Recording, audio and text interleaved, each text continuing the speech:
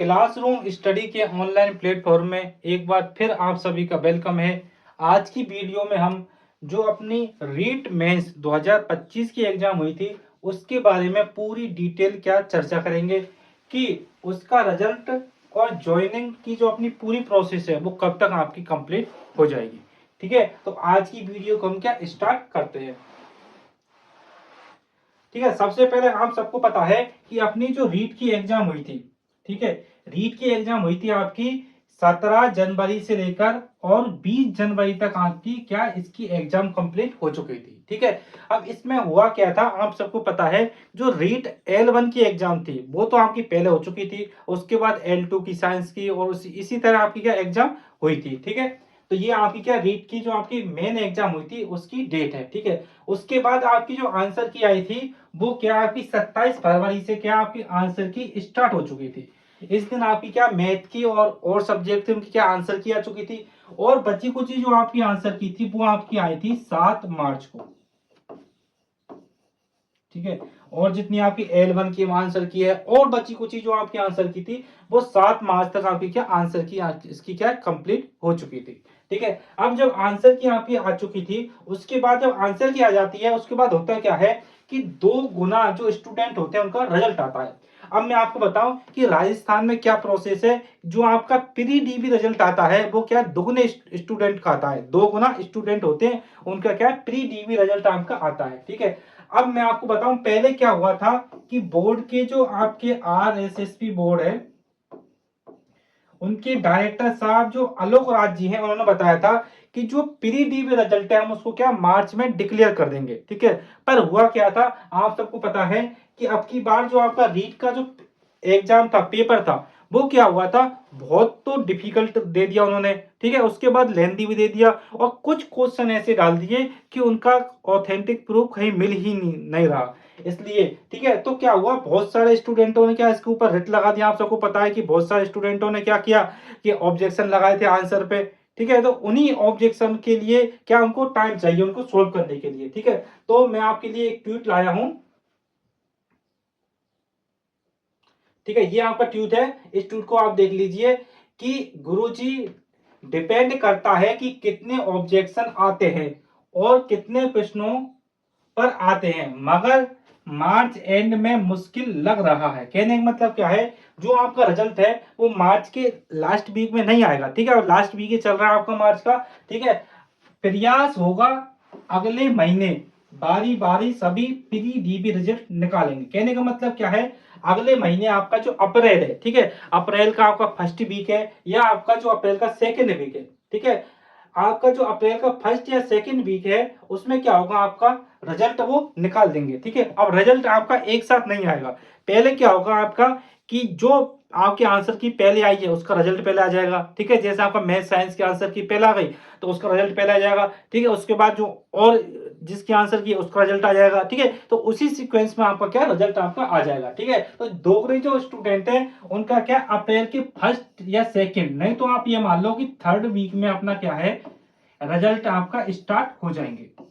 ठीक है, third week में क्या अपने रिजल्ट स्टार्ट हो जाएंगे। ठीक है, अप्रैल के थर्ड वीक में, मतलब आप मान लो कि 15 अप्रैल से लेकर और 20 अप्रैल तक आपके रिजल्ट क्या स्टार्ट हो जाएंगे। ठीक है, अगला देखते हैं, जब आपका रिजल्ट आ जाएगा, ठीक है, जब रिजल्ट आपका आ जाएगा उसके बाद होता क्या है आप सबको पता है, उसके बाद क्या हमारे डॉक्यूमेंट वेरिफिकेशन होते हैं। ठीक है, अब डॉक्यूमेंट वेरिफिकेशन के लिए सबसे पहले हमें क्या एक स्क्रूटनी फॉर्म भरना होता है। अब ये स्क्रूटनी फॉर्म क्या होता है, इस स्क्रूटनी फॉर्म में अपनी पूरी डिटेल होती है। ठीक है, कि आपने 10th कहां से की, स्कूल का नाम, स्कूल के नाम, 12th आपने कहां से की, बीएड बीएससी आपने जो बीएड की है। ठीक है, जितने भी आपने एजुकेशन क्वालिफिकेशन की है वो आपकी इसमें आ जाएगी।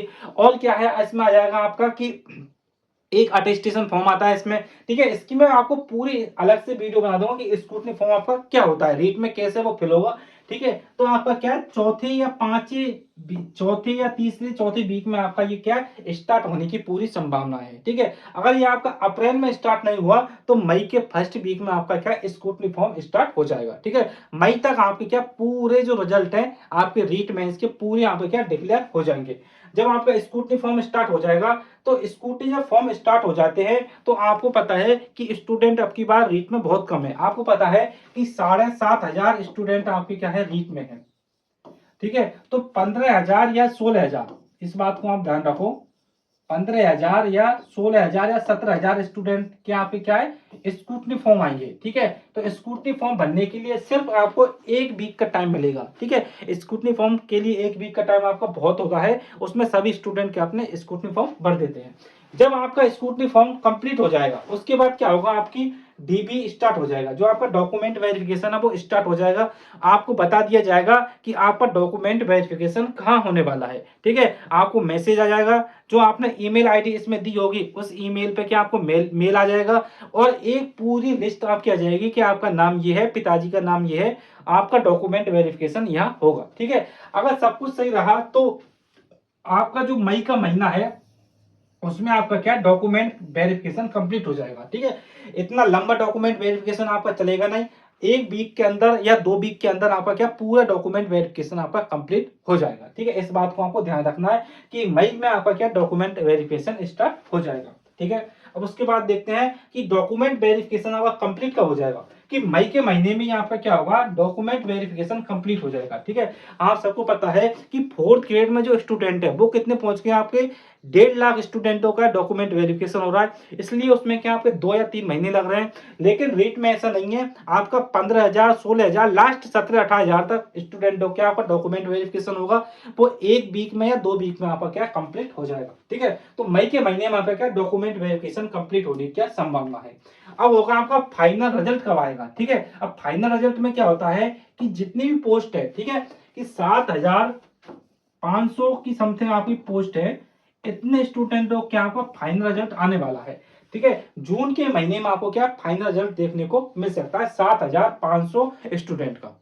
ठीक है, अगर कोई स्टूडेंट को ये प्रोविजनल लिस्ट में डाल दे देंगे और किसी भी स्टूडेंट को अगर ये एब्सेंट में डाल देंगे, उनका थोड़ा टाइम लग सकता है। अब कहेंगे सर ये प्रोविजनल लिस्ट क्या होती है, तो प्रोविजनल लिस्ट ये होती है जब आपका डॉक्यूमेंट वेरिफिकेशन होता है। समझो बात को, कि डॉक्यूमेंट वेरिफिकेशन के टाइम पे आपकी किसी डॉक्यूमेंट में कोई कमी आ गई तो क्या होता है, वो आपको क्या एब्सेंट नहीं करते, वो कह देते हैं कि आपको हम प्रोविजनल में डाल देते हैं, आपको हम टाइम दे देंगे, उस टाइम तक आपको क्या है अपने पूरे डॉक्यूमेंट हमें दे देने हैं। ठीक है, तो आपका जो फाइनल रिजल्ट है, ठीक है, वो आपका क्या है जून तक कंप्लीट होने की पूरी संभावना है। ठीक है, ये मैंने आपको बता दिया है।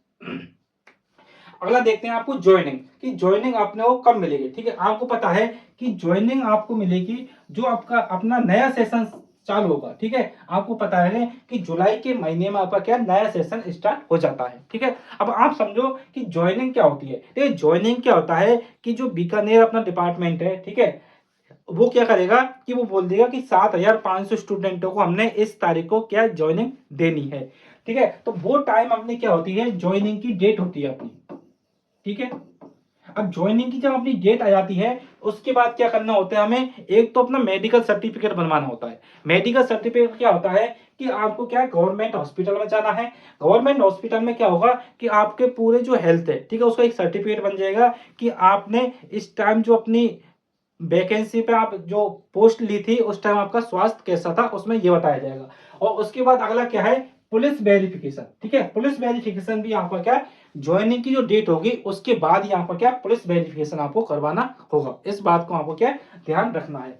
ठीक है, जब आपका मेडिकल और पुलिस वेरिफिकेशन हो जाएगा उसके बाद क्या होगा, आपको स्कूल अलॉट हो जाएगा कि आपको इस स्कूल में आपको क्या अलॉट मिलता है, इस स्कूल में आप क्या अपनी पोस्टिंग ले लो। ठीक है, उसके बाद क्या आपको स्कूल अलॉट हो जाएगा। ठीक है, अब स्कूल अलॉट केस होगा कि किस स्टूडेंट को पास का होम डिस्ट्रिक्ट मिलेगी, किस स्टूडेंट को दूर मिलेगा। ठीक है, ये तो आपको क्या नंबर पर डिपेंड करेगा, जैसी आपकी मेरिट होगी उसी हिसाब से आपको क्या स्कूल मिल जाएगा। ठीक है, अब स्टूडेंट पूछेंगे सर इसमें हमें चॉइस मिलेगी क्या। देखो आपको क्या होगा, सबसे पहले एक डिस्ट्रिक्ट मिल जाएगी, जैसे आपको जयपुर डिस्ट्रिक्ट मिल गई, जयपुर डिस्ट्रिक्ट में जितने भी आपकी क्या खाली जो स्कूल है उनकी आपको लिस्ट बता दी जाएगी कि आपको कौन से स्कूल में लेना है, आप उसको बता देना। ठीक है, फिर उसके बाद क्या होगा, आपकी स्कूल में क्या आपकी पोस्टिंग हो जाएगी। ठीक है, जिस स्कूल में आपको क्या जाना है उस स्कूल में आपको क्या पोस्टिंग आपकी हो जाएगी। ठीक है, जितने भी डॉक्यूमेंट है स्कूल वाले जो प्रिंसिपल होगा वो एक बार डॉक्यूमेंट को चेक कर लेगा आपको। ठीक है, उसके बाद आपकी क्या पोस्टिंग स्कूल में हो जाएगी। ठीक है, अब एक दो डाउट और है कि सर हमें क्या बैंक अकाउंट कब देना है। ठीक है, तो बैंक अकाउंट जब आपके स्कूल में पोस्टिंग हो जाएगी, ठीक है, तो तब उसके बाद आपको क्या बैंक अकाउंट देना पड़ेगा। ठीक है, और एक बात ध्यान रखना, जो बैंक अकाउंट का सिस्टम है वो क्या होता है, डिपार्टमेंट का होता है। ठीक है, ये डिपार्टमेंट आपको क्या सैलरी देता है। ठीक है, जो सैलरी डिपार्टमेंट देगा वो ही आपका क्या बैंक अकाउंट लेगा। ठीक है, स्क्रूटनी फॉर्म में डॉक्यूमेंट वेरिफिकेशन में आपका बैंक अकाउंट का कोई भी काम नहीं है। ठीक है, अगला देखते हैं। अगला क्या है आपका कि जब आपको पोस्टिंग मिल जाएगी उसके बाद आपकी क्या सैलरी स्टार्ट हो जाएगी। ठीक है, वीडियो आपको कैसी लगी जरूर बताएं। वीडियो आपको अच्छी लग रही हो तो आप चैनल को जरूर सब्सक्राइब करें। Thank you.